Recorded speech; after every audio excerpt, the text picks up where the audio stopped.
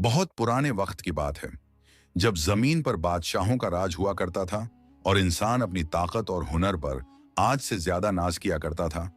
उस दौर में अरब के एक मशहूर शहर के तख्त पर सुल्तान अजफर नाम का एक हुक्मरान राज करता था, जिसकी सल्तनत की सरहदें दूर दूर तक फैली हुई थीं और जिसके खजाने मोती और जवाहरात से भरे रहते थे। मगर कहते हैं ना कि इंसान की फितरत ही ऐसी है कि जब उसे सब कुछ मिल जाता है तो वह सुकून खोने लगता है। और यही हाल सुल्तान अजफर का भी था। उसे अपनी शान और शौकत और फौज की ताकत पर बड़ा गुरूर था, लेकिन उसके दिल में एक अजीब सी बेचैनी हमेशा रहती थी कि उसके पास कोई ऐसी नायाब चीज नहीं है जो पूरी दुनिया में और किसी के पास ना हो। वह चाहता था कि तारीख में उसका नाम सिर्फ एक बादशाह की तरह नहीं, बल्कि एक ऐसे शख्स की तरह याद रखा जाए जिसके पास कुदरत का कोई ऐसा करिश्मा हो जो इंसानी अक्ल को दंग कर दे। इसी ख्याल में वह अक्सर अपने महल के बड़े हाल में परेशान टहलता रहता था। एक रोज उसने अपने वजीर खास को तलब किया, जो बड़ा ही चालाक और दुनियादार आदमी था। सुल्तान ने अपनी बेचैनी बयान करते हुए कहा कि ए वजीर, हमारी सल्तनत में हर चीज की फरावानी है। दुश्मन हमारी तलवार की चमक से डरते हैं और रैयत हमारे इंसाफ से खुश है, मगर हमारा दिल चाहता है कि हमारे दरबार में कोई ऐसा अजीब और गरीब तोहफा होना चाहिए जिसे देखकर जमाना हैरान रह जाए। कोई ऐसी चीज जो न आज तक किसी ने देखी हो और न सुनी हो। वजीर ने अदब से झुककर अर्ज किया, जहां पनाह, आपकी ख्वाहिश सर आंखों पर, मगर दुनिया में अब कौन सा ऐसा अजूबा बचा है जो आपकी नजर से गुजरा ना हो। हमने दूर दूर के मुल्कों से कारीगर बुलवाए, महंगे कालीन और नायाब हीरे मंगवाए, अब और क्या बाकी है। सुल्तान ने गुस्से से वजीर की तरफ देखा और कहा, यही तो तुम्हारा काम है वजीर। अगर सब कुछ आम लोगों जैसा ही रहा तो हम में और मामूली सौदागरों में क्या फर्क रह जाएगा। हमें वह चाहिए जो नामुमकिन हो। पूरे मुल्क में मुनादी करा दो, ऐलान करवा दो कि जो कोई भी शख्स हमें कोई ऐसी चीज बनाकर देगा जो कुदरत के उसूलों को मात दे दे, तो हम उसे मुंह मांगा इनाम देंगे। उसे इतना सोना देंगे कि उसकी 7 पुश्तें राज करेंगी। लेकिन अगर किसी ने हमारा वक्त जाया किया तो उसका सिर कलम कर दिया जाएगा। बादशाह का हुक्म पत्थर की लकीर था। बस फिर क्या था, अगले ही रोज से शहर के चौक और गलियों में ढोल बजने लगे और शाही ऐलान गूंजने लगा कि सुल्तान को एक नायाब अजूबा चाहिए। यह खबर जंगल की आग की तरह आसपास के इलाकों और दूसरे मुल्कों तक फैल गई। कई महीने गुजर गए। दूर दराज से बड़े बड़े जादूगर, वैज्ञानिक और कारीगर आए। किसी ने सोने का पेड़ बनाया जिस पर चांदी के परिंदे बोलते थे। किसी ने पानी पर चलने वाली नाव बनाई जो बिना चप्पू के चलती थी। मगर सुल्तान अजफर को इनमें से किसी चीज ने मुतासिर नहीं किया। वह हर बार मायूस हो जाता और कहता, ये तो बस खिलौने हैं, मुझे कुछ और बड़ा चाहिए। आखिरकार एक दिन जब सुल्तान अपनी उम्मीद लगभग खो चुका था, दरबार में एक बूढ़ा कमजोर सा शख्स हाजिर हुआ। उसके कपड़े फटे पुराने थे, चेहरे पर झुर्रियां थीं और कमर झुकी हुई थी, मगर उसकी आंखों में एक अजीब सी चमक और एतमाद था। दरबार के पहरेदार उसे रोकने लगे, लेकिन उसने बुलंद आवाज में कहा, बादशाह सलामत तक खबर पहुंचाओ। मैं वह चीज लाया हूं या बना सकता हूं जो आज तक इंसानी आंख ने नहीं देखी। शोर सुनकर सुल्तान ने उसे अंदर बुलाया। उस बूढ़े शख्स ने, जिसका नाम नजीब था और जो पेशे से एक मामूली बढ़ई था, आगे बढ़कर अदब से सलाम किया और बोला, सुल्तान आजम, मैं कोई जादूगर नहीं हूं, मैं बस लकड़ी का एक कारीगर हूं। लेकिन मेरे हाथों में अल्लाह ने वह हुनर दिया है कि मैं बेजान लकड़ी में भी जान डाल सकता हूं। दरबार में बैठे हुए वजीर और दूसरे अमीर लोग हंसने लगे कि भला एक बढ़ई क्या अजूबा बनाएगा। सुल्तान ने भी तंज करते हुए कहा, बूढ़े मियां, तुम्हारे हाथ तो कांप रहे हैं, तुम क्या बनाओगे। हमने बड़े बड़े माहिर लोगों को खाली हाथ लौटाया है। अपनी जान की खैर मनाओ और वापस चले जाओ। नजीब ने बड़ी संजीदगी से जवाब दिया, बादशाह, मैं आपके लिए आबनूस और सागवान की लकड़ी से एक ऐसा घोड़ा बनाऊंगा जो जमीन पर दौड़ेगा नहीं, बल्कि हवा में उड़ेगा। वह घोड़ा जिसे न चारा चाहिए न पानी, बस सवार का इशारा समझेगा और बादलों से ऊपर ले जाएगा। यह सुनते ही पूरे दरबार में सन्नाटा छा गया। उड़ने वाला घोड़ा, वह भी लकड़ी का। यह बात किसी की समझ में नहीं आ रही थी। सुल्तान की आंखें फटी की फटी रह गईं। उसने हैरानी से पूछा, क्या वाकई, क्या तुम होश में हो? अगर तुमने झूठ बोला तो जानते हो अंजाम क्या होगा? नजीब ने गर्दन झुकाकर कहा, जान की बाजी लगाकर कहता हूं हुक्मरान, मुझे 6 महीने का वक्त दीजिए और एक अलग कारखाना दीजिए जहां कोई ना आ सके। अगर 6 महीने बाद वह घोड़ा न उड़ा तो आप मेरा सिर उसी वक्त कलम कर दीजिए। सुल्तान के अंदर का लालच जाग उठा। उड़ने वाला घोड़ा मिल जाए तो वह पूरी दुनिया फतह कर सकता था। उसने फौरन हामी भर दी और कहा, मंजूर है, तुम्हें जितनी लकड़ी, जितना साजो सामान चाहिए मिलेगा, लेकिन याद रखना, अगर तुम नाकाम हुए तो मौत तुम्हारा मुकद्दर होगी। नजीब को शाही महल के एक सुनसान हिस्से में एक बड़ा कमरा दे दिया गया। दरवाजे पर पहरा लगा दिया गया ताकि कोई अंदर न झांक सके। और फिर शुरू हुआ वह काम जिसका चर्चा आने वाले वक्त में हर जुबान पर होने वाला था। दिन गुजरने लगे। रात और दिन उस कमरे से सिर्फ आरी चलने की, हथौड़ी ठोकने की और लकड़ी घिसने की आवाजें आती रहती थीं। लोग बाहर से कान लगाकर सुनते, मगर किसी को कुछ दिखाई न देता। नजीब बूढ़ा जरूर था, लेकिन जब वह लकड़ी पर काम करता तो उसके हाथों की रफ्तार किसी जवान से भी तेज हो जाती थी। वह हर पुर्जे को बड़ी बारीकी से तराशता। उसने घोड़े के अंदर छोटे छोटे कल पुर्जे और स्प्रिंग लगाए जो उसने अपनी सालों की मेहनत और हिकमत से ईजाद किए थे। वह जानता था कि यह सिर्फ लकड़ी का खिलौना नहीं है, बल्कि विज्ञान और कुदरत के राजों का एक मजमुआ है। उधर सुल्तान का सब्र रोजाना कम होता जा रहा था। वह हर रोज वजीर से पूछता, क्या खबर है उस बढ़ई की? वजीर जो शुरू से ही नजीब से जल रहा था, क्योंकि अगर वह कामयाब हो जाता तो वजीर की अहमियत कम हो जाती। वह सुल्तान के कान भरने लगा। जहां अपना, मुझे तो लगता है वह बूढ़ा पागल है, या फिर वह कोई ऐसी चीज बना रहा है जो कल को आपके लिए खतरा बन जाए। सोचिए, अगर वह घोड़ा लेकर भाग गया तो, या किसी दुश्मन को बेच दिया तो। सुल्तान के माथे पर शिकन आती, मगर वह 6 महीने पूरे होने का इंतजार करता रहा। आखिरकार वह दिन आ ही गया जब मियाद पूरी हुई। सुबह सवेरे नजीब ने दरवाजा खटखटाया और पहरेदारों से कहा कि बादशाह को खबर दो कि काम मुकम्मल हो चुका है। सुल्तान अपने पूरे लाव लश्कर के साथ वजीर और शहजादे के साथ वहां पहुंचा। महल के बड़े मैदान में एक बड़ी सी चीज रखी थी, जिसे एक भारी रेशमी कपड़े से ढका गया था। हवा चली तो कपड़ा थोड़ा सा हिला और अंदर से एक काली चमकदार लकड़ी की झलक दिखाई दी। सुल्तान का दिल जोर जोर से धड़क रहा था। उसने बेसब्री से पूछा, ए नजीब, क्या तूने अपना वादा पूरा किया या अपनी मौत का सामान तैयार किया है? नजीब, जो अब पहले से भी ज्यादा कमजोर और थका हुआ लग रहा था, उसकी आंखें गड्ढों में ढंस गई थीं, मगर चेहरे पर एक अजीब सा सुकून था। उसने आगे बढ़कर बादशाह के कदम चूमे और कहा, हुजूर, अल्लाह के करम से मैंने वह चीज बना दी है जो कयामत तक याद रखी जाएगी। बस हुक्म दीजिए ताकि मैं इस पर से पर्दा हटा सकूं। सुल्तान ने हाथ हिलाया और नजीब ने धीरे धीरे वह रेशमी कपड़ा खींचना शुरू किया। जैसे जैसे कपड़ा हटता गया, सबकी सांसें रुकती गईं। सामने एक बेहद खूबसूरत, ताकतवर और असली दिखने वाला घोड़ा खड़ा था, जो पूरी तरह से काली आबनूस की लकड़ी से बना था। उसकी आंखें हीरे की थीं, जो धूप में चमक रही थीं, और उसके कंधों पर 2 छोटे से दस्ते लगे हुए थे। वह इतना जिंदा लग रहा था कि लगता था अभी हिनहिना उठेगा। मगर सवाल अभी भी वही था, क्या यह लकड़ी का ढेर वाकई हवा में उड़ सकेगा? वो मंजर देखकर सबकी सांसें रुकी हुई थीं और दरबार में एक सुई गिरने की भी आवाज सुनाई दे सकती थी, क्योंकि सबकी नजरें उस बेजान लकड़ी के घोड़े पर जमी थीं, जो धूप में काली चमक मार रहा था। तभी नजीब ने एक गहरी सांस ली और सुल्तान की इजाजत पाकर उस घोड़े की पीठ पर सवार हो गया। उसके पैर रकाबों में जम गए और हाथ उन छोटे दस्तों पर थे जो घोड़े की गर्दन के दोनों तरफ लगे हुए थे। लोगों में खुस-फुस शुरू हो गई कि यह बूढ़ा अब गिरेगा और अपनी हड्डियां तोड़वाएगा।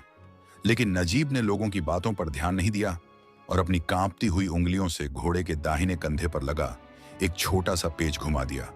पेच घूमते ही घोड़े के पेट के अंदर से एक ऐसी आवाज आई जैसे हजारों छोटी छोटी घड़ियां एक साथ टिक टिक करने लगी हों। और फिर देखते ही देखते वह भारी भरकम लकड़ी का जानवर जमीन से 1 इंच ऊपर उठा, फिर 2 इंच, और फिर अचानक एक तेज हवा के झोंके के साथ सीधा आसमान की तरफ लपका।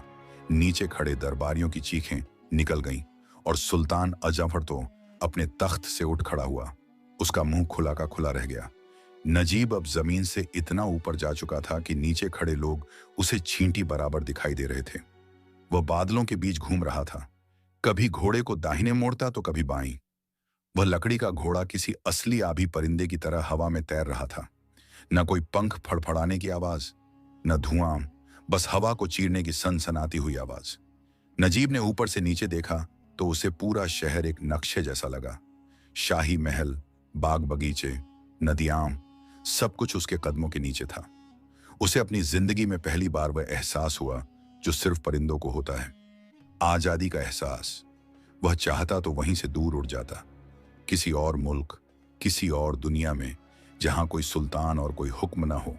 मगर वह एक वादा खिलाफ इंसान नहीं था। उसने वादा किया था और उसे अपना हुनर साबित करना था। करीब आधे घंटे तक हवा में करतब दिखाने के बाद उसने बाएं कंधे का पेच घुमाकर घोड़े का रुख जमीन की तरफ किया। घोड़ा बड़ी नरमी से नीचे उतरने लगा, जैसे एक परिंदा अपने घोंसले में वापस आता है। बिल्कुल वैसे ही वह घोड़ा सुल्तान के कदमों से कुछ दूरी पर आकर जमीन पर टिक गया। नजीब घोड़े से नीचे उतरा। उसका चेहरा पसीने से भीगा हुआ था, मगर आंखों में जीत की चमक थी। पूरे मैदान में मरहबा मरहबा की आवाजें गूंज उठीं। सुल्तान अजफर अपनी खुशी संभाल नहीं पा रहा था। वह दौड़कर नजीब के पास आया और उसके कंधे पर हाथ रखकर बोला, मांग नजीब, आज तू जो मांगेगा वह तुझे मिलेगा। तूने तो वह कर दिखाया जो सुलेमान पैगंबर के बाद शायद ही किसी ने देखा हो। यह घोड़ा मेरी सल्तनत की सबसे बड़ी ताकत बनेगा। बता तुझे क्या चाहिए, सोना, चांदी, जागीर या मेरे बराबर का रुतबा? नजीब ने अदब से सिर झुकाया और बोला, जहां अपना, मैं एक बूढ़ा आदमी हूं, मुझे दौलत का लालच नहीं।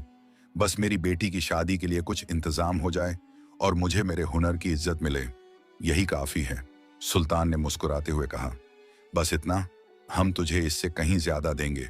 लेकिन तभी पीछे खड़े वजीर खास के चेहरे पर हसद की एक काली परछाई उतर आई। उसने सोचा कि अगर यह बढ़ई आज इतना अजीम बन गया तो कल बादशाह की नजर में मेरी कोई औकात नहीं रहेगी। और सबसे बड़ी बात यह कि अगर इसने ऐसा ही एक और घोड़ा किसी दुश्मन बादशाह के लिए बना दिया तो हमारा क्या होगा? यह ख्याल आते ही वजीर ने धीरे से सुल्तान के कान में झर घोलना शुरू किया। बादशाह सलामत, खुशी के मारे होश न खोइए। जरा सोचिए, यह आदमी कितना खतरनाक है। सुल्तान ने हैरानी से पूछा, खतरनाक? यह तो एक मामूली कारीगर है। वजीर ने मक्कारी से कहा, हुजूर, यही तो धोखा है। आज इसने यह घोड़ा आपके लिए बनाया है। कल अगर पड़ोसी मुल्क के बादशाह ने इसे दुगना सोना दे दिया और इसने वैसा ही एक घोड़ा उन्हें बना दिया तो वे तो हवा से हमला करेंगे और हमारी ऊंची दीवारें और फौज धरी की धरी रह जाएंगी। इस घोड़े का राज सिर्फ इसके दिमाग में है और जब तक यह जिंदा है और देख सकता है, यह राज फैल सकता है। सुल्तान के चेहरे से मुस्कुराहट गायब हो गई और शक के बादल छा गए। बादशाहों की सबसे बड़ी कमजोरी उनका डर होता है, तख्त छिन जाने का डर। सुल्तान ने नजीब की तरफ देखा, जो अभी भी उम्मीद भरी नजरों से इनाम का इंतजार कर रहा था। सुल्तान के दिमाग में वजीर की बात घर कर गई थी। उसने सोचा कि बात तो सच है। अगर यह हुनर आम हो गया तो मेरी बादशाहत की क्या अहमियत रह जाएगी। यह नायाब चीज सिर्फ और सिर्फ मेरे पास होनी चाहिए और इसका राज इस बढ़ई के साथ ही खत्म होना चाहिए। एक पल में माहौल बदल गया। जो सुल्तान अभी नजीब की तारीफ कर रहा था, उसकी आंखों में खून उतर आया। उसने पहरेदारों को इशारा किया और गरज कर बोला, गिरफ्तार कर लो इसे। सिपाही फौरन आगे बढ़े और नजीब को दबोच लिया। नजीब चीखा, यह क्या जुल्म है बादशाह? मैंने तो आपका सपना पूरा किया है, यह कैसा इनाम है? सुल्तान ने बेरहमी से कहा, तेरा हुनर ही तेरा जुर्म है नजीब। हम नहीं चाहते कि दुनिया में कोई दूसरा जादुई घोड़ा बने, और यह तभी मुमकिन है जब तेरे हाथ और तेरी आंखें सलामत न रहें। यह सुनकर नजीब का कलेजा कांप गया। वह गिड़गिड़ाया, नहीं हुजूर, मैं कसम खाता हूं, मैं किसी और के लिए काम नहीं करूंगा। मुझ पर रहम कीजिए, मेरी बेटी का क्या होगा? मगर ताकत के नशे में चूर सुल्तान ने एक न सुनी। वजीर की तरफ देखकर उसने एक खौफनाक हुक्म दिया, इसके हाथ मत काटो, क्योंकि हो सकता है कभी इस घोड़े की मरम्मत की जरूरत पड़े, लेकिन इसकी आंखें निकाल लो ताकि यह दोबारा कभी कोई नया नक्शा न बना सके और न ही किसी और को यह हुनर सिखा सके। पूरे मैदान में सन्नाटा छा गया। लोग सहमे हुए थे, मगर किसी में बादशाह के खिलाफ बोलने की हिम्मत नहीं थी। झल्लाद आगे बढ़े और लोहे की गर्म सलाखें लेकर नजीब की तरफ लपके। नजीब की दर्दनाक चीखों ने आसमान हिला दिया। वह शख्स जिसने कुछ देर पहले उसी आसमान की सैर की थी, अब हमेशा के लिए अंधेरे में धकेल दिया गया था। उसकी आंखें छीन ली गईं। खून से लथपथ नजीब को महल के दरवाजे पर फेंक दिया गया, जैसे कोई बेकार कचरा हो। और वह जादुई घोड़ा अब सुल्तान की निजी मिल्कियत बन चुका था। सुल्तान ने वजीर से कहा, इस घोड़े को शाही खजाने के सबसे महफूज कमरे में रखवा दो। आज से सिर्फ मैं और मेरा खानदान इसे देखेगा। मगर कुदरत का खेल देखिए। उसी भीड़ में सुल्तान का इकलौता बेटा, जवान और बहादुर शहजादा कमरान भी खड़ा था। उसने यह सब अपनी आंखों से देखा। उसे अपने बाप की इस बेरहमी पर घिन आ रही थी, लेकिन साथ ही साथ वह घोड़ा उसके दिमाग पर सवार हो गया था। वह सोच रहा था कि कैसी अजीब चीज है जिसके लिए इतना बड़ा जुल्म किया गया। रात हुई तो पूरा महल सो गया, लेकिन नजीब अपने टूटे हुए दिल और बेनूर आंखों के साथ सड़क किनारे तड़प रहा था। उसने आसमान की तरफ मुंह उठाया, जहां अब वह कुछ नहीं देख सकता था, और रोते हुए बद्दुआ दी, ऐ बादशाह, तूने मेरे हुनर की यह कीमत दी है। याद रखना, यही घोड़ा जिसे तूने पाने के लिए मेरी दुनिया अंधेरी की है, एक दिन तेरी सबसे प्यारी चीज को तुझसे दूर ले जाएगा। तेरा गुरूर ही तेरी बर्बादी बनेगा। उधर महल के अंदर खजाने वाले कमरे में घोड़ा रखा हुआ था, बिल्कुल शांत। लेकिन शहजादा कमरान अपनी नींद खो चुका था। उसके दिल में एक कशमकश चल रही थी। एक तरफ बाप का डर और दूसरी तरफ उस जादुई सवारी का नशा। आखिरकार आधी रात के वक्त, जब पहरेदार गाफलत में थे, शहजादा चुपके से अपने कमरे से निकला। उसने चाबी चुराई और उस कमरे की तरफ बढ़ा जहां वह काला घोड़ा उसका इंतजार कर रहा था। दरवाजा खुला तो अंधेरे में घोड़े की हीरे जैसी आंखें चमक उठीं। शहजादा धीरे से आगे बढ़ा। उसने घोड़े की गर्दन पर हाथ फेरा। उसे लगा जैसे घोड़ा उसे बुला रहा है। उसने सोचा, बस एक बार, सिर्फ थोड़ी देर के लिए मैं भी इस पर बैठकर देखूं कि दुनिया ऊपर से कैसी लगती है। यह सोचते ही वह घोड़े पर सवार हो गया। उसे नजीब का वह तरीका याद था जो उसने दिन में देखा था। दाहिने कंधे का पेच घुमाना है। अनजाने में और जोश में आकर शहजादे ने वहीं पेच घुमा दिया, और अगले ही पल छत की खिड़की से गुजरती हुई वह काली बला हवा में बुलंद हो गई। लेकिन मुसीबत यह थी कि शहजादे ने उड़ना तो देख लिया था, मगर उसे यह नहीं पता था कि वापस नीचे कैसे आते हैं, क्योंकि उतरने वाला पेच कौन सा है। यह बात नजीब ने भीड़ में साफ साफ नहीं बताई थी। और अब घोड़ा तेजी से ऊपर और ऊपर जा रहा था, बादलों को चीरते हुए चांद की तरफ। और शहजादा कमरान अब अकेला था, जमीन से हजारों फुट ऊपर, एक ऐसी सवारी पर जिसका नियंत्रण उसके हाथ में नहीं था। शहजादा कमरान हवाओं के दोष पर था, और घोड़ा बिजली की सी तेजी के साथ बादलों को चीरता हुआ बुलंदियों की तरफ भागा जा रहा था। नीचे की दुनिया अंधेरे में डूब चुकी थी, और ऊपर सिर्फ खामोश तारे चमक रहे थे, जो इस बेबस मुसाफिर को हैरत से देख रहे थे। शहजादे के हाथ पांव ठंड से सुन्न होने लगे थे, और खौफ ने उसके दिल को जकड़ लिया था, क्योंकि वह जितनी बार लगाम खींचता, घोड़ा रुकने के बजाय और तेजी से उड़ने लगता। उसे अपनी मौत साफ दिखाई देने लगी, और वह अपने की पर पछताने लगा कि काश उसने अपने वालिद की इजाजत के बगैर यह कदम न उठाया होता। और उस बेचारे अंधे बढ़ई की बद्दुआ का असर अब शुरू हो चुका था। पूरी रात वह इसी इज़्तिराब और परेशानी के आलम में हवा में भटकता रहा। कभी उसे लगता कि वह समंदर के ऊपर है, तो कभी पहाड़ों की चोटियां आए उसे नीचे दिखाई देती। सर्द हवाएं उसके चेहरे को थप्पड़ मार रही थीं, मगर वह हिम्मत नहीं हारा। वह जानता था कि यह घोड़ा कोई मामूली जानवर नहीं, बल्कि इंसानी दिमाग की इजाद की गई एक कल है, और हर कल का कोई न कोई तोड़ जरूर होता है। इसी उम्मीद पर जब सुबह की पहली किरण फूटी और सूरज ने अपनी सुनहरी चादर दुनिया पर बिछाई, तो रोशनी में शहजादे ने गौर से घोड़े के जिस्म को देखना शुरू किया। उसने सोचा कि अगर दाहिने कंधे पर लगे कील से यह ऊपर उठा है, तो जरूर बाएं कंधे या गर्दन के आसपास कोई दूसरा कील होगा जो इसकी रफ्तार कम करेगा या इसे नीचे उतारेगा। उसने लड़खड़ाते हाथों से घोड़े की गर्दन और कान के पास टटोलना शुरू किया। अचानक उसकी उंगली बाएं कान के पीछे छुपे हुए एक बारीक से उभार पर पड़ी, जो बिल्कुल छोटे से दाने जैसा था। या अल्लाह मदद कर, कहकर उसने उस उभार को दबाया और धीरे से घुमा दिया। कुदरत का करिश्मा देखिए कि जैसे ही वह पुर्जा घूमा, घोड़े की उड़ने की आवाज बदल गई और वह जो अब तक तीर की तरह सीधा जा रहा था, अब आहिस्ता आहिस्ता गोलाई में घूमते हुए जमीन की तरफ झुकने लगा। शहजादे की जान में जान आई। उसने देखा कि वह एक ऐसे शहर के ऊपर उड़ रहा है जिसे उसने ख्वाब में भी नहीं देखा था। वह शहर सफेद संगे मरमर की इमारतों से बना था, जिसके बीच में हरे भरे बाग और नहरें बह रही थीं। यह जगह उसके अपने वतन से हजारों मील दूर थी, शायद सना या रोम का कोई इलाका था। शहजादा बड़ी होशियारी से घोड़े को एक आलीशान महल की छत की तरफ ले गया, क्योंकि वह किसी आम सड़क पर उतरकर लोगों का तमाशा नहीं बनना चाहता था। घोड़ा बड़ी नरमी के साथ महल की सबसे ऊंची छत पर उतरा और झटके के साथ रुक गया। शहजादे ने जमीन पर पांव रखा तो उसका सिर चकरा गया, क्योंकि पिछले कई पहर से वह हवा में था और भूख प्यास ने उसे निढाल कर दिया था। उसने घोड़े को छत के एक कोने में छिपे हुए गुंबद के पीछे खड़ा कर दिया, ताकि कोई उसे देख न ले, और खुद दबे पांव सीढ़ियों की तरफ बढ़ा। वह यह जानना चाहता था कि यह किस बादशाह का महल है और क्या यहां उसे पनाह मिल सकती है, या वह किसी दुश्मन के घर में आ गिरा है। महल बिल्कुल खामोश था, क्योंकि अभी सुबह का आगाज ही हुआ था और सब सो रहे थे। शहजादा छत से उतरकर एक गलियारे में पहुंचा, जहां बेहद नफीस पर्दे लटक रहे थे और गुलाब की खुशबू आ रही थी। चलते चलते वह एक बड़े दरवाजे के पास रुका, जो आधा खुला था। उसने अंदर झांका तो दंग रह गया। सामने एक फूलों से सजा हुआ बिस्तर था, जिस पर एक लड़की गहरी नींद में सो रही थी।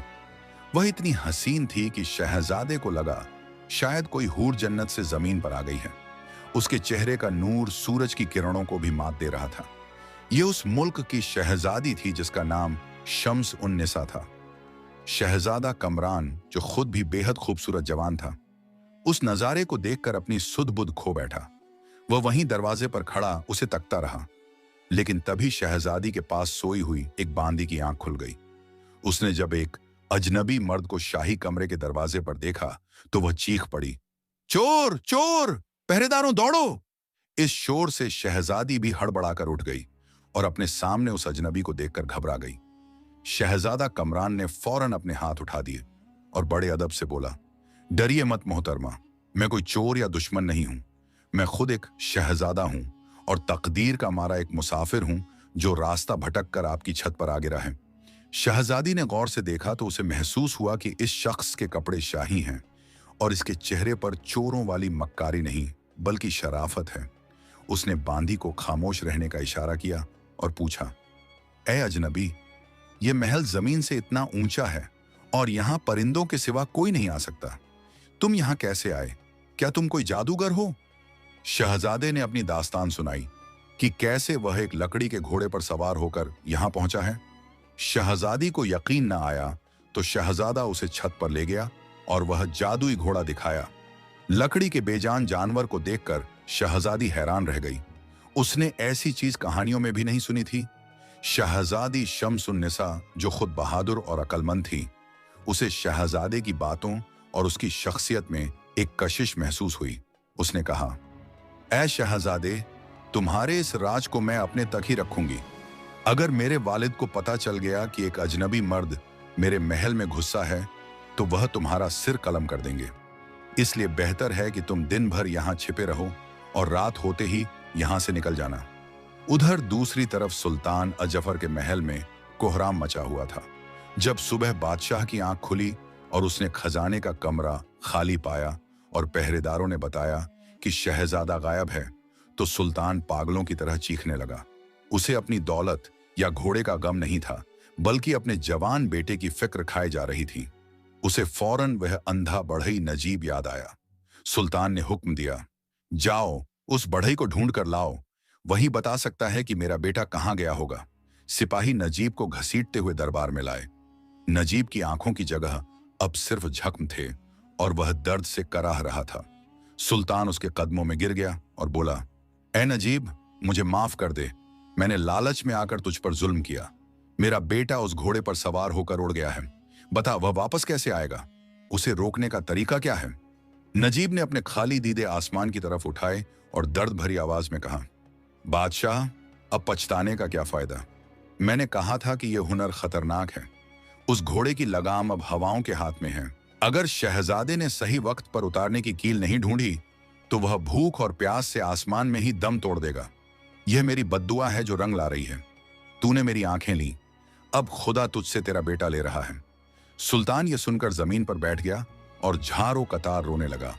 पूरी सल्तनत में मातम छा गया।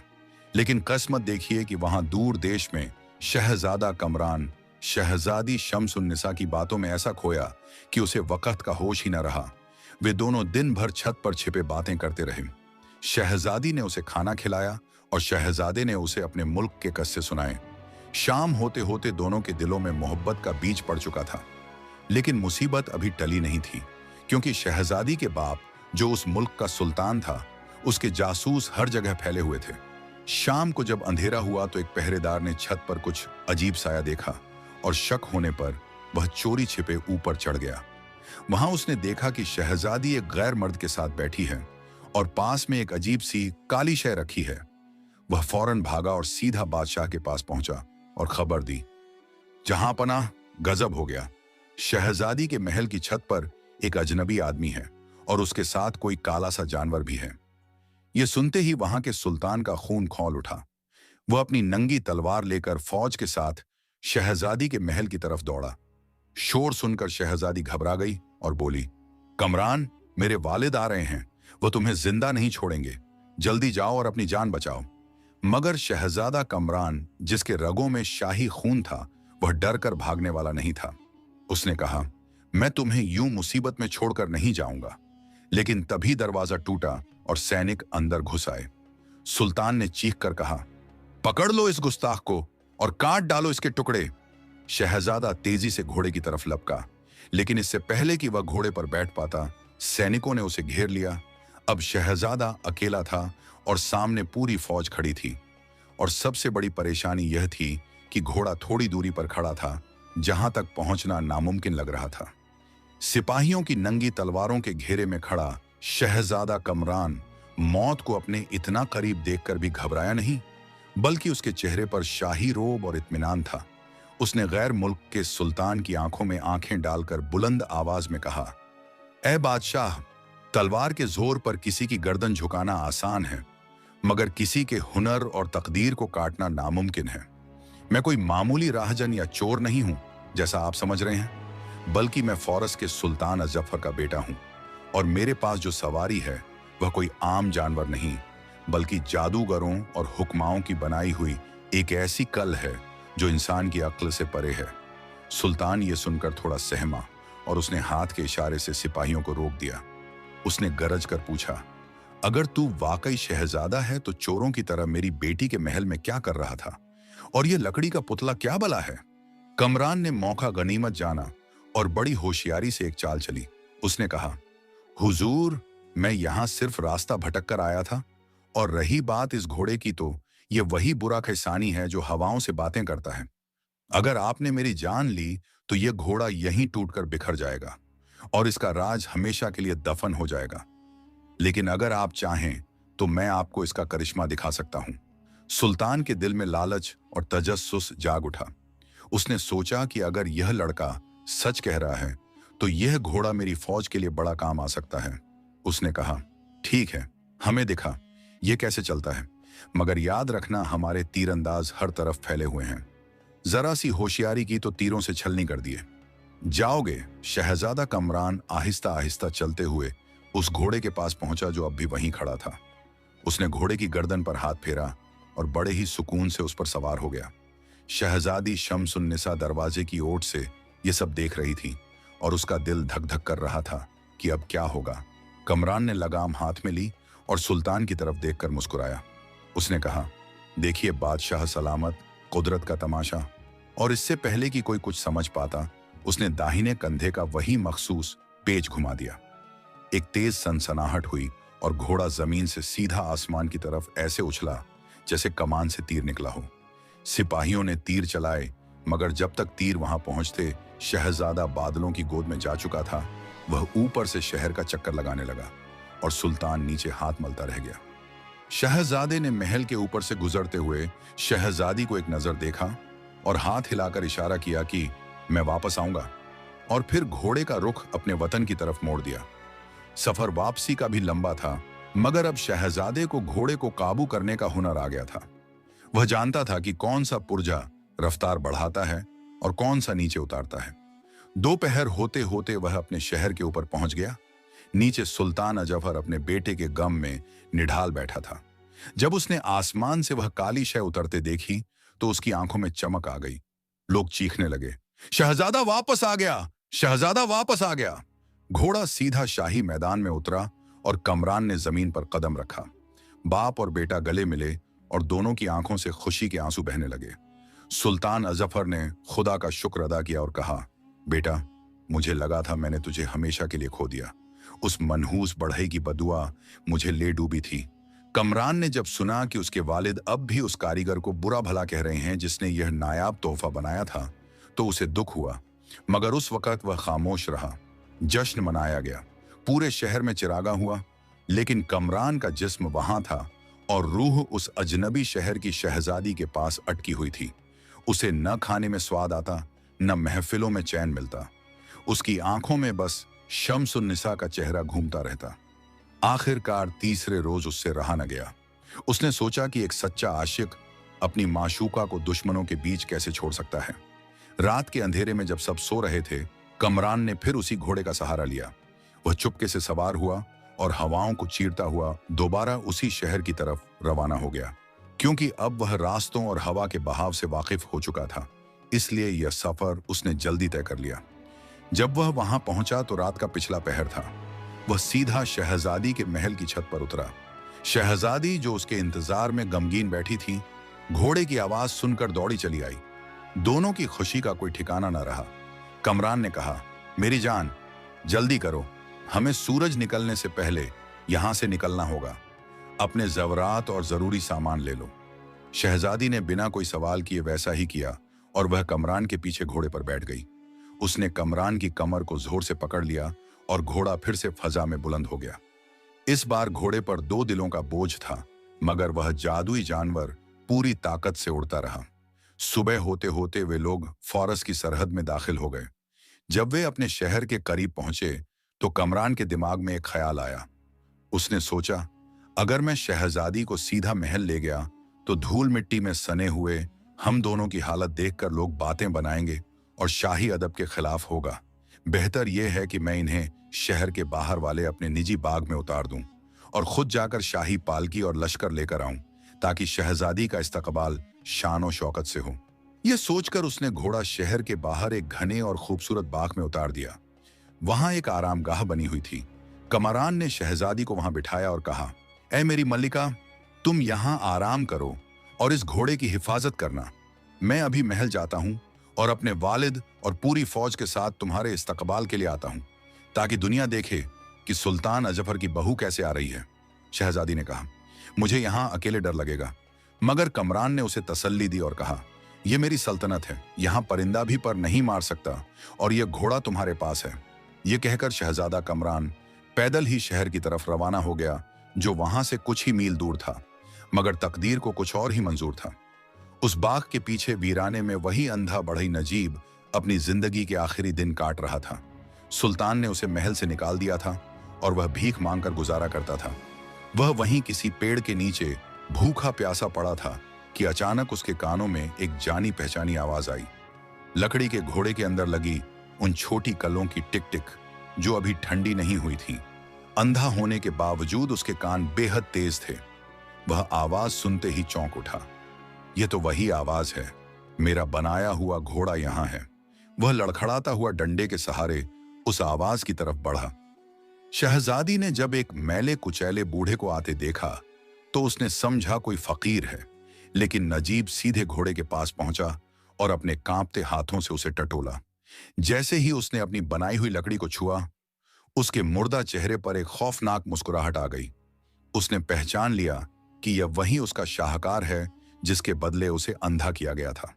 उसने मन ही मन सोचा, आहा, आज किस्मत ने मेरा बदला मेरे हाथ में दे दिया है। उसने महल की तरफ मुंह करके दिल ही दिल में कहा, सुल्तान, तूने मेरी आंखें ली थी, आज मैं तेरा सबसे बड़ा खजाना लेकर गायब हो जाऊंगा। नजीब ने महसूस किया कि पास में कोई और भी है। उसने सूंघ कर अंदाजा लगाया कि यह खुशबू किसी आम औरत की नहीं, बल्कि किसी शहजादी की है। नजीब ने मक्कारी से काम लिया और घोड़े पर हाथ फेरते हुए टटोला कि वह कील कहाँ है, क्योंकि वह उसका बनाने वाला था। उसे चलाने के लिए आंखों की जरूरत नहीं थी। शहजादी ने पूछा, कौन हो तुम बड़े मियाँ? नजीब ने कोई जवाब नहीं दिया और फुर्ती से घोड़े पर चढ़ गया। शहजादी कुछ समझ पाती उससे पहले ही नजीब ने उसे खींचकर जबरदस्ती घोड़े पर अपने आगे बिठा लिया। शहजादी चीखी, छोड़ो मुझे, कौन हो तुम? लेकिन नजीब ने दाएं कंधे की कील घुमा दी थी और अगले ही लम्हे जब शहजादा कमरान शाही जुलूस लेकर बाग के दरवाजे पर पहुंचा तो उसने सिर्फ आसमान में एक काला धब्बा दूर जाते हुए देखा और फजा में शहजादी की चीखें गूंज रही थीं। वह भागकर उस जगह पहुंचा जहां घोड़ा खड़ा था। वहां अब कुछ नहीं था सिवाय धूल के। कमरान जमीन पर गिर गया और सिर पीटने लगा, क्योंकि जिस घोड़े को पाने के लिए उसके बाप ने एक हुनरमंद की जिंदगी बर्बाद की थी, आज वही हुनरमंद उस घोड़े और शहजादे की मोहब्बत को लेकर हमेशा के लिए गायब हो चुका था। उसने कहा, जब तक मैं शम्सुन्निसा को ढूंढ नहीं लेता और उस घोड़े को वापस नहीं लाता, मेरे लिए यह तख्त व ताज हराम है। सुल्तान ने उसे रोकने की बहुत कोशिश की, वजीरों ने मिन्नतें की, मगर कमरान का इरादा पत्थर की तरह मजबूत था। वह उसी वक्त शहर से निकल पड़ा। न उसके पास कोई फौज थी, न कोई सवारी, बस दिल में मोहब्बत की आग और दिमाग में एक जुनून था। उधर आसमान की बुलंदियों में अंधा नजीब घोड़े की पीठ पर बैठा खिलखिलाकर हंस रहा था।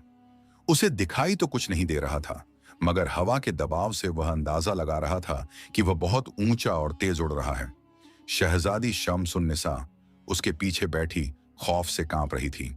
उसने कई बार नजीब को धक्का देने की कोशिश की, मगर उस बूढ़े के हाथ लोहे की तरह सख्त थे और उसने शहजादी की कलाई को बुरी तरह जकड़ रखा था। नजीब ने कहा, ए लड़की, शोर मचाना बंद कर। अब हम वहां जा रहे हैं जहां तेरा शहजादा तो क्या उसका साया भी नहीं पहुंच सकता। अब तू मेरी आंखें बनेगी और मैं तेरा मालिक। घोड़ा घंटों तक उड़ता रहा, यहां तक कि समंदर और पहाड़ पीछे छूट गए। नजीब को भूख और प्यास सताने लगी और उसे डर था कि अगर वह ज्यादा देर हवा में रहा तो ठंड से मर जाएगा। उसने अंदाजे से उतारने वाली कील घुमा दी। घोड़ा तेजी से नीचे की तरफ आया। किस्मत से वे लोग एक ऐसे मुल्क में पहुंचे जो हरियाली और नहरों से भरा था। यह संजर का मुल्क था, जहां का बादशाह बड़ा शौकीन मिजाज था। घोड़ा शहर के बाहर एक घने जंगल के किनारे उतरा। नजीब ने फौरन जेब से एक रस्सी निकाली और घोड़े को एक पेड़ से बांध दिया ताकि वह उड़ न सके। हालांकि घोड़ा बेजान था, मगर नजीब कोई खतरा मोल नहीं लेना चाहता था। शहजादी ने भागने की कोशिश की, लेकिन नजीब ने अपनी तलवार निकाल ली और धमकाया, अगर तूने भागने की कोशिश की या किसी को बताया कि मैं कौन हूं, तो मैं तेरी गर्दन उड़ा दूंगा और फिर खुद भी मर जाऊंगा। मजबूरन शहजादी को खामोश रहना पड़ा। सुबह होते ही गांव के लोग लकड़ी काटने जंगल आए तो उन्होंने यह अजीब मंजर देखा। एक हसीन औरत, एक भयानक शक्ल का अंधा बूढ़ा और एक काला चमकदार घोड़ा जो लकड़ी का बना था मगर जिंदा लगता था। लोग हैरत से उनके गिर्द जमा हो गए। नजीब ने मक्कारी से काम लिया। वह जोर जोर से रोने का नाटक करने लगा और बोला, ऐ लोगों, मुझ पर रहम करो। मैं एक पहुंचा हुआ बुजुर्ग हूं और यह औरत मेरी बीवी है। इस पर जिन्हों का साया है, इसीलिए यह अजीब हरकतें करती है और शोर मचाती है। और यह घोड़ा कोई आम घोड़ा नहीं, बल्कि एक जादुई सवारी है जो मुझे मेरे पीरो मुर्शिद ने दी है। लोगों ने जब यह सुना तो वे डर गए और उन्हें लगा कि वाकई यह कोई करामाती बाबा है। बात उड़ते उड़ते संजर के बादशाह तक पहुंच गई। उसने हुक्म दिया कि इन अजनबियों को दरबार में पेश किया जाए। जब नजीब और शहजादी दरबार में पहुंचे तो बादशाह की नजर पहले उस नायाब घोड़े पर पड़ी और फिर शहजादी के हुस्न पर। उसका दिल डगमगा गया। उसने सोचा कि ऐसी खूबसूरत औरत एक अंधे और बदसूरत बूढ़े के पास क्या कर रही है। बादशाह ने नजीब से कहा, ऐ बुजुर्ग, ये घोड़ा और यह औरत मुझे दे दो, मैं तुम्हें मुंह मांगी दौलत दूंगा। नजीब बड़ा चालाक था, वह समझ गया कि यहां दाल नहीं गलेगी। उसने कहा, बादशाह सलामत, मैं इसे बेच नहीं सकता, लेकिन अगर आप मुझे अपनी पनाह में रखें तो मैं इस घोड़े के करिश्मे आपको दिखा सकता हूं। बादशाह ने मंजूर कर लिया, लेकिन शहजादी शम्स उन निसा ने देख लिया कि वह एक मुसीबत से निकलकर दूसरी मुसीबत में फंस गई है। पहला वह अंधा जालिम था और अब यह बादशाह उस पर बुरी नजर डाल रहा था। तभी शहजादी के दिमाग में एक तरकीब आई। उसने फौरन जमीन पर गिरकर अपने बाल नोचना शुरू कर दिए। वह अजीब और गरीब आवाजें निकालने लगी और मुंह से झाग निकालने का ढोंग किया। वह चीखी, दूर रहो, जो मुझे छुएगा वह जलकर राख हो जाएगा, मेरे अंदर आग है। उसका यह रूप देखकर बादशाह डर कर पीछे हट गया। नजीब ने मौका संभाला और कहा, देखा हुजूर, मैंने कहा था ना, इस पर साया है। जब तक इसका इलाज नहीं होता इसके करीब जाना मौत को दावत देना है। बादशाह ने डर के मारे शहजादी को महल के एक अलग हिस्से में कैद कर दिया और ऐलान करवा दिया कि जो कोई हकीम इस लड़की का इलाज करेगा उसे मालामाल कर दिया जाएगा। लेकिन असल में शहजादी बिल्कुल ठीक थी। यह सिर्फ खुद को उस बादशाह से बचाने का एक बहाना था। वह हर वक्त अपने कमरे में चीखती चिल्लाती रहती ताकि कोई उसके पास आने की हिम्मत न करे। उधर शहजादा कमरान कई महीनों तक शहर दर शहर खाक छानता रहा। उसके कपड़े फट चुके थे, पैरों में छाले पड़ गए थे और चेहरा धूप से झुलस गया था। मगर उसने हार नहीं मानी। वह हर जगह बस एक ही सवाल पूछता, क्या किसी ने उड़ने वाला लकड़ी का घोड़ा देखा है? लोग उसे पागल समझकर हंस देते। सफर करते करते वह आखिरकार संजर के मुल्क में पहुंचा। वह एक सराय में बैठा रूखी सूखी रोटी खा रहा था कि पास बैठे कुछ सौदागरों की बातें उसके कान में पड़ी। एक सौदागर कह रहा था, भाई, हमारे बादशाह के पास एक ऐसी चीज है जो दुनिया में कहीं नहीं, एक लकड़ी का घोड़ा। और सुना है उसके साथ एक पागल औरत भी आई है जो बेहद हसीन है मगर किसी को अपने पास नहीं आने देती। यह सुनते ही कमरान के कान खड़े हो गए। उसका दिल जोर से धड़कने लगा। उसने सौदागर से पूछा, भाईजान, यह कब की बात है और वह औरत कैसी दिखती है? सौदागर ने बताया कि कुछ महीने पहले एक अंधा आदमी उन्हें लेकर आया था। कमरान समझ गया कि उसकी मंजिल यही है। उसने खुदा का शुक्र अदा किया, लेकिन अब सबसे बड़ी मुश्किल यह थी कि महल में दाखिल कैसे हुआ जाए, जहां परिंदा भी पर नहीं मार सकता था और जहां बादशाह का सख्त पहरा था। कमरान ने वहीं बैठे बैठे एक मंसूबा बनाया। उसने अपने बचे कुचे पैसों से एक हकीम का लिबास खरीदा। एक लंबा चोगा, सिर पर अमामा और हाथ में तस्बीह। उसने अपनी दाढ़ी रंग ली ताकि कोई उसे पहचान न सके और खुद को एक बड़ा रूहानी इलाज करने वाला मशहूर कर दिया। वह शहर के बीच जाकर बैठ गया और लोगों को दवा दारू देने लगा। धीरे धीरे उसकी शोहरत महल तक पहुंच गई कि एक परदेसी हकीम आया है जिसके पास हर मर्ज का इलाज है। संजर के बादशाह ने जब यह सुना तो उसे उम्मीद की एक किरण नजर आई। उसने सोचा, शायद यह हकीम उस पागल लड़की को ठीक कर दे ताकि वह उससे शादी कर सके। बादशाह ने कमरान को महल में बुलवाया। कमरान जब दरबार में दाखिल हुआ तो उसने देखा कि नजीब वहीं एक कोने में बैठा है। कमरान का खून खौल उठा, मगर उसने बड़े सब्र से काम लिया और अपनी आवाज बदलकर बादशाह से कहा, सुना है आपके पास कोई लाइलाज मरीज है? बादशाह ने कहा, हाँ हकीम साहब, एक लड़की है जो खुद को जिन्हों के कब्जे में बताती है। अगर आपने उसे ठीक कर दिया तो आप जो मांगेंगे मिलेगा। कमरान ने कहा, मुझे पहले उस मरीज को देखना होगा, लेकिन मेरी शर्त यह है कि मैं अकेले में इलाज करता हूं, क्योंकि रूहानी ताकतें भीड़ में काम नहीं करती। बादशाह ने इजाजत दे दी। कमरान को उस कमरे में ले जाया गया जहां शहजादी कैद थी। जैसे ही दरवाजा बंद हुआ, शहजादी चीखने लगी और चीजें फेंकने लगी। कमरान ने धीरे से कहा, शम्सुन निसा, डरो मत, मैं हूं कमरान।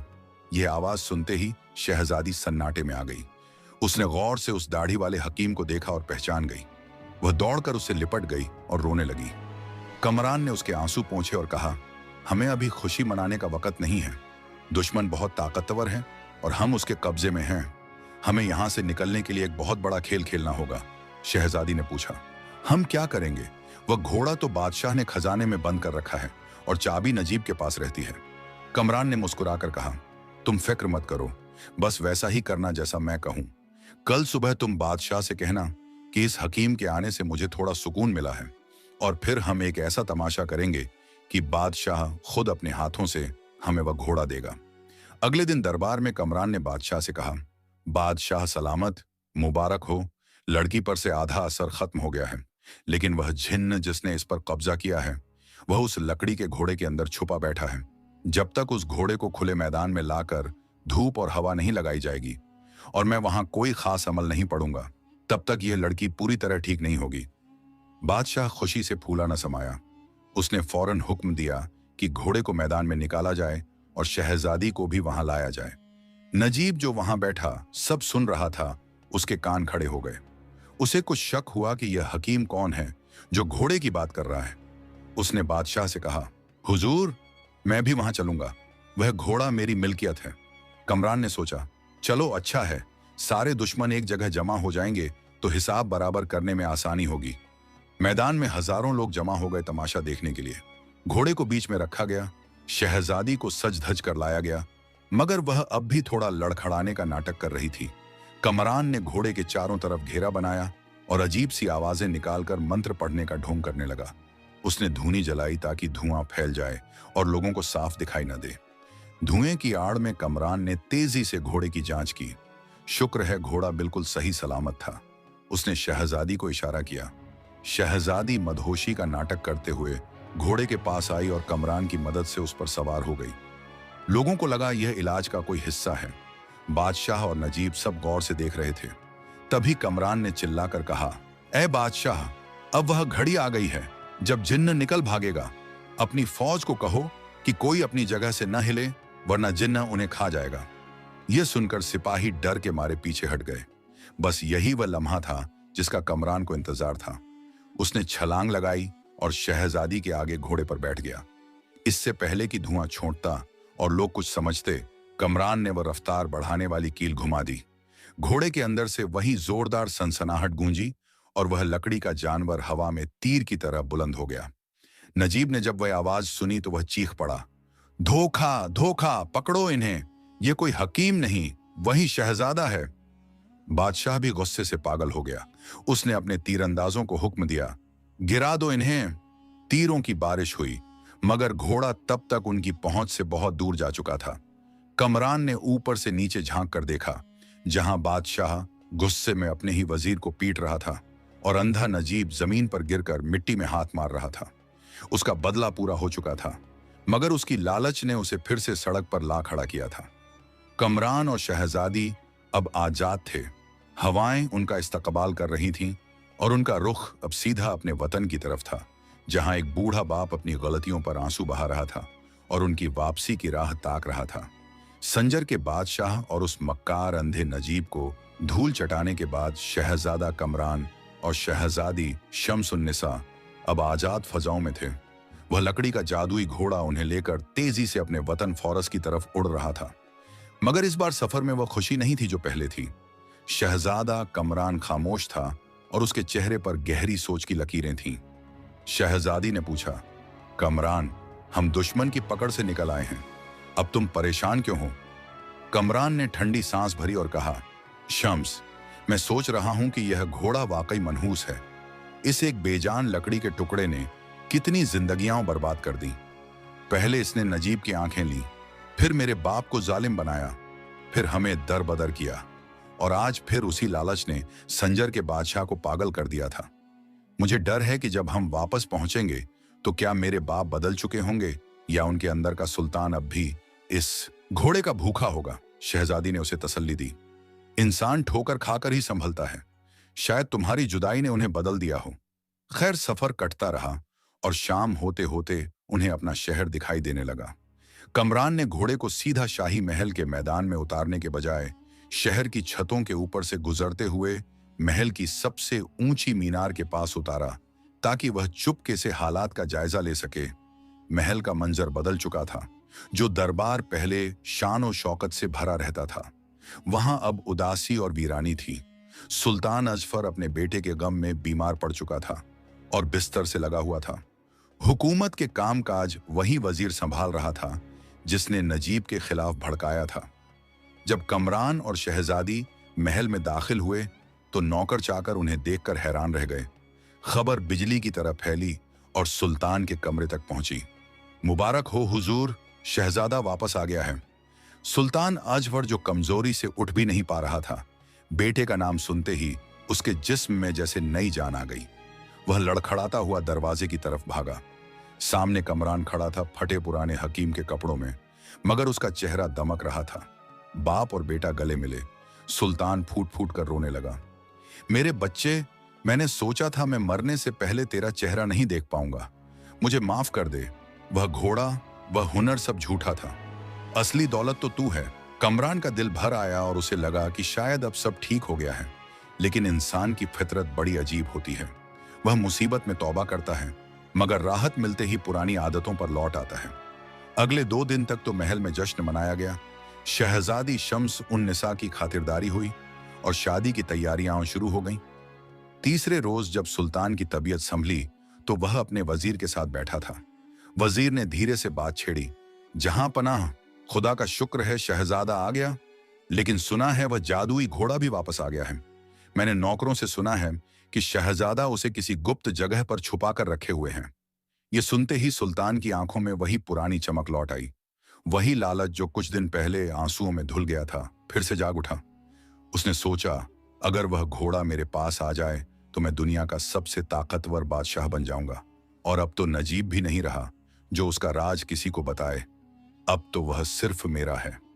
शाम को सुल्तान ने कमरान को बुलाया। कमरान अदब से हाजिर हुआ। सुल्तान ने इधर उधर की बातें करने के बाद मुद्दे की बात कही। बेटा, वह घोड़ा कहाँ है? उसे हमारे खजाने में वापस रखवा दो। वह सल्तनत की अमानत है।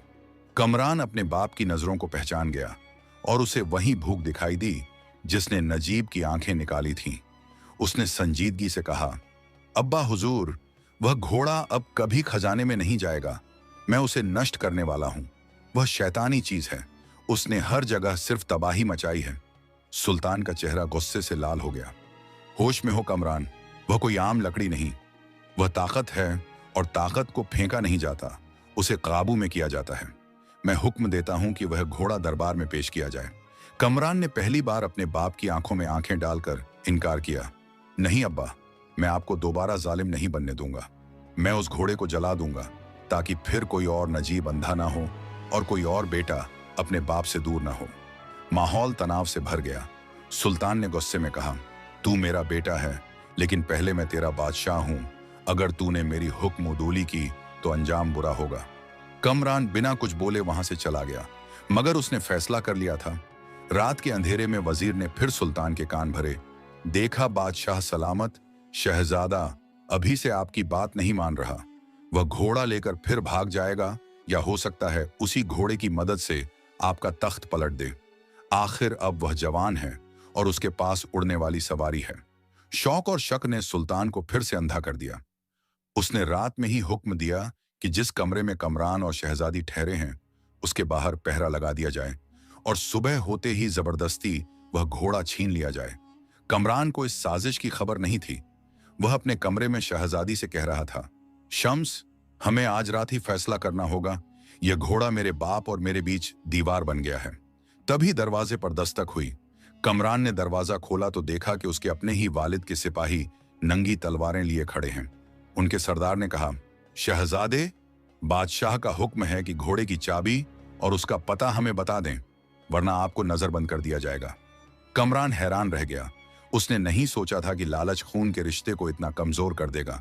उसने शहजादी की तरफ देखा और इशारा किया। दोनों समझ गए कि अब बातों का वक्त खत्म हो चुका है। कमरान ने कहा, ठीक है, मैं सुबह घोड़ा दे दूंगा। लेकिन सिपाही होशियार थे। उन्होंने कहा, नहीं, अभी इसी वक्त। हालात बिगड़ रहे थे और कमरान के पास कोई हथियार भी नहीं था। क्या वह अपने बाप के सिपाहियों पर हाथ उठाता या उस मनहूस घोड़े को दे देता जो आगे चलकर और खून खराबा करता? कमरान और शहजादी शम्सुन्निसा उस बंद कमरे में मौत और अपनों की गद्दारी के बीच घिरे हुए थे। दरवाजे पर सिपाहियों की दस्तक तेज होती जा रही थी और वे कह रहे थे, शहजादे, दरवाजा खोलिए, वरना हमें तोड़ने का हुक्म है। कमरान ने शहजादी की तरफ देखा, जिसकी आंखों में खौफ था। उसने धीमी आवाज में कहा, शम्स, आज फैसला करने की घड़ी आ गई है। अगर मैंने यह घोड़ा उन्हें दे दिया तो मेरे वालिद का लालच पूरी दुनिया को जला देगा, और अगर नहीं दिया तो हमारी जान जाएगी। शहजादी ने बड़ी बहादुरी से जवाब दिया, कमरान, जान तो वैसे भी आनी जानी है, मगर यह शैतानी लकड़ी अब किसी और घर को बर्बाद नहीं करनी चाहिए। कमरान के दिमाग में एक बिजली सी कौंधी। उस कमरे की खिड़की सीधा शाही बाग की तरफ खुलती थी जहां वह घोड़ा छुपाया गया था। कमरान ने फौरन कमरे में रखा हुआ तेल का चिरागा उठाया और खिड़की से नीचे छलांग लगा दी। शहजादी ने भी बिना सोचे उसके पीछे छलांग लगा दी। नीचे घनी झाड़ियां थीं जिन्होंने उन्हें चोट लगने से बचा लिया, लेकिन सिपाहियों ने उन्हें कूदते हुए देख लिया और शोर मचा दिया। पकड़ो पकड़ो, शहजादा भाग रहा है। कमरान तेजी से उस छुपे हुए कोने की तरफ भागा जहां वह काला घोड़ा रखा था। उसने देखा कि उसके वालिद सुल्तान अजफर और वजीर मशालें लिए सामने से आ रहे थे। सुल्तान ने जब कमरान को घोड़े के पास देखा तो वह चीखा, रुक जा नालायक, खबरदार अगर उस घोड़े को हाथ लगाया, वह मेरा है। कमरान घोड़े के पास पहुंचकर रुक गया। उसके एक हाथ में जलता हुआ चिराग था और दूसरा हाथ घोड़े की गर्दन पर रखा हुआ था। पूरे बाग में सन्नाटा छा गया। चारों तरफ सिपाही थे। सामने लालच में अंधा बाप था और बीच में वह लकड़ी का जानवर। कमरान ने बुलंद आवाज में कहा, अब्बा हुजूर, देखिए इस बेजान लकड़ी ने आपको क्या बना दिया है। आप अपने ही खून के प्यासे हो गए हैं। आज मैं इस जड़ को ही खत्म कर दूंगा। यह कहकर कमरान ने वह जलता हुआ चिराग घोड़े के पैरों के पास पड़ी सूखी घास पर फेंक दिया। आग भड़क उठी। सुल्तान अजफर पागलों की तरह आगे लपका, नहीं, मेरे खजाने को मत जलाओ। लेकिन आग ने देखते ही देखते घोड़े की अगली टांगों को अपनी लपेट में ले लिया। वजीर ने चिल्लाकर सिपाहियों से कहा, बुझाओ इसे, पानी लाओ। मगर कमरान तलवार लेकर आग के सामने खड़ा हो गया और बोला, जो आगे बढ़ेगा वह मारा जाएगा। आज यह मनहूसियत झलकर राख होगी। लेकिन वह घोड़ा आबनूस की सख्त लकड़ी से बना था और उस पर कई तरह के तेल और चमकदार लेप लगे थे। आग ने उसे पकड़ तो लिया था, मगर वह पूरी तरह जल नहीं रहा था और उधर सिपाही कमरान को घेरने लगे थे। कमरान ने सोचा कि अगर आग बुझा दी गई तो ये लोग फिर इस अधजले घोड़े को ठीक कर लेंगे और जुल्म का सिलसिला चलता रहेगा। उसे एहसास हुआ कि इसे जमीन पर नहीं बल्कि वहीं खत्म करना होगा जहां से यह आया था। हवा में कमरान ने आव देखा न ताव और वह जलते हुए घोड़े के ऊपर कूद गया। आग की लपटें उसके कपड़ों को छू रही थीं।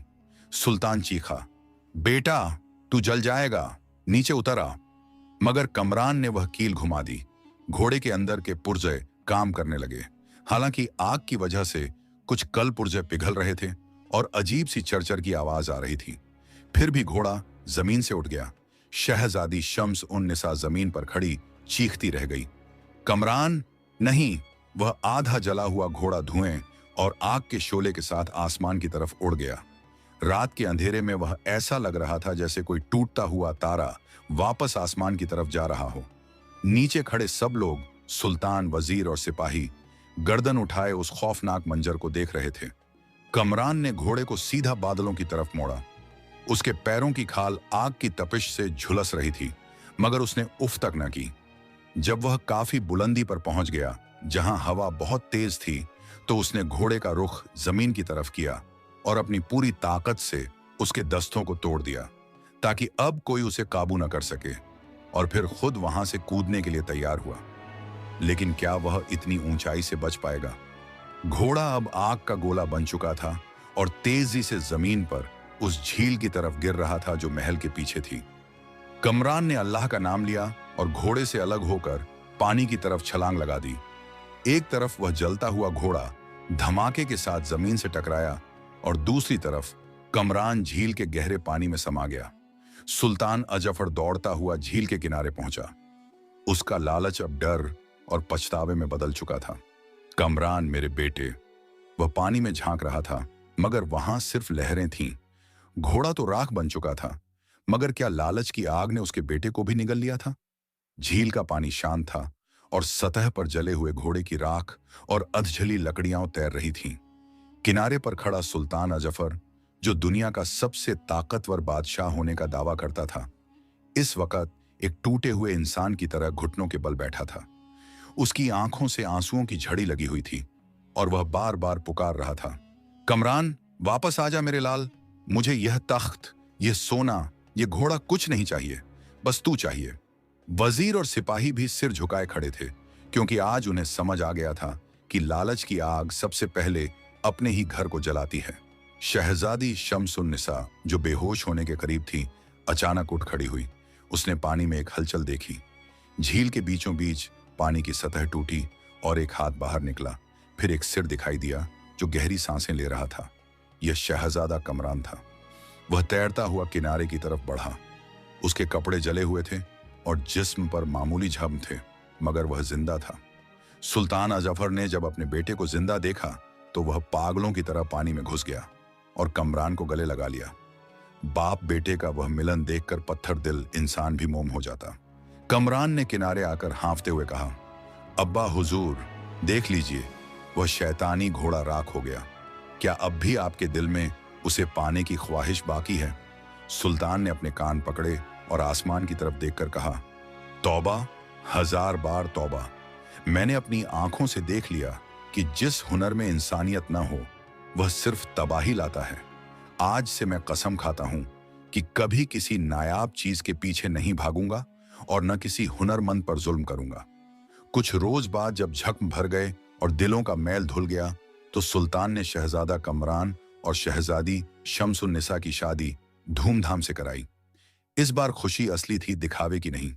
लेकिन कहानी का एक किरदार अब भी बाकी था, वह अंधा नजीब। सुना है कि संजर के बादशाह ने जब देखा कि वह भेष बदले वैद्य के रूप में आया शख्स धोखा देकर भाग गया और घोड़ा भी चला गया, तो उसने सारा गुस्सा उस अंधे नजीब पर निकाला। नजीब को शहर से धक्के मारकर निकाल दिया गया। वह बेचारा दर दर की ठोकरें खाता रहा और अपनी ही बनाई हुई चीज की बड़ाई करता करता वीरानों में कहीं गुम हो गया। उसकी किस्मत में यही लिखा था कि जिस हुनर पर उसे इतना गुरूर था वही हुनर उसकी बर्बादी का सबब बना। कमरान ने बाद में अपने वालिद के बाद तख्त संभाला और ऐलान करवा दिया कि हमारी सल्तनत में हुनर की कद्र होगी मगर लालच की नहीं। लोग कहते हैं कि कमरान के दौर में सुकून और इंसाफ का ऐसा बोलबाला था कि लोग उस जादुई घोड़े को भूल गए, क्योंकि असली जादुई ताकत इंसान का सब्र और शुक्र है, न कि लकड़ी का कोई उड़ने वाला खिलौना। और यूं ये दास्तान तमाम हुई।